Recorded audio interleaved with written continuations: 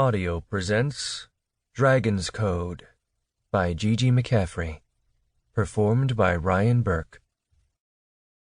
Clouds of warm, dust-laden air billowed down around Pimer and whipped off his floppy hat as hundreds of dragons and their riders lifted off from the ground, steadily filling the sky overhead.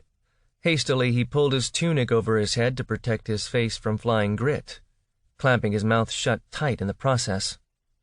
All the trees and vegetation around Weir bucked and buffeted under the huge downdraft generated by the wings of the bronze, brown, blue, and green dragons.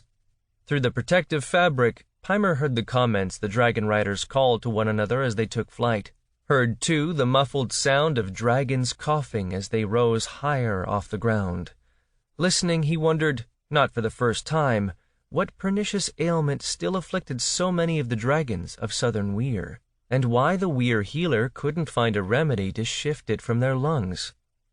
Only when the sounds receded to almost nothing, and he could feel the air settling, did he risk uncovering his eyes to look skyward. Pimer watched as the sun shimmered off their soft hides and made their jewel-like faceted eyes sparkle. There was nothing like the sight of a sky full of dragons, he fancied, even dragons who were not in the full of their health. The fine membrane that had made up the sails of the dragon's wings looked nearly transparent, and he wondered how wings that appeared so delicate could bear the weight of such massive creatures. Today the old-timer dragon riders were traveling to harvest a fresh crop of numbweed, which they would later pound and boil into a noxious unction that, once set, would be used as a hollowed salve. Only 20 riders and their dragons remained behind in the Weir with the queens, the most senior of whom had just returned from a lone sojourn. A brown dragon was curled up in a wallow, coughing desultorily, as if to dislodge a tiny irritant nestled deep inside his vast lungs. His rider rested with him in the curve of his forelegs.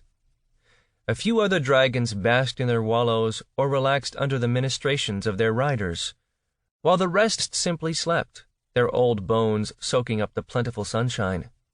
Numerous Weir folk, men and women who lived at the Weir but were not dragon riders, went about the compound, washing or tending to clothing, preparing food, or assisting the older dragon riders with the task of bathing and oiling their dragons' soft hides. Nothing was more important than caring for the dragons. With their abilities to fly, teleport, and breathe fire, the dragons were the best and most effective weapon the world had against its mindless enemy, Thread, an insatiable organism that, when the orbit of its host planet was close enough to Pern, would shower down in a 50-turn cycle, devouring anything organic in its path. And if the dragons couldn't char every last thread from the skies before they touched ground, the deadly strands would burrow underground to continue their terrible course of destruction. The dragons were truly the most precious things on the planet, and supporting them and their riders was the job, either directly or indirectly, of every person in or outside of the Weirs. But southern Weir no longer had that kind of support. The old-timer dragon riders had cut ties with Bendon, the premier Weir in the northern hemisphere, effectively alienating themselves from their peers and, ultimately, everyone else. Never in living memory had any group broken free, seeking to go it alone in the hostile environment of Pern without the support of the other elements of their social structure. Pimer was here at the behest of his mentor, Master Harper Robinson, who hadn't started out as a spy.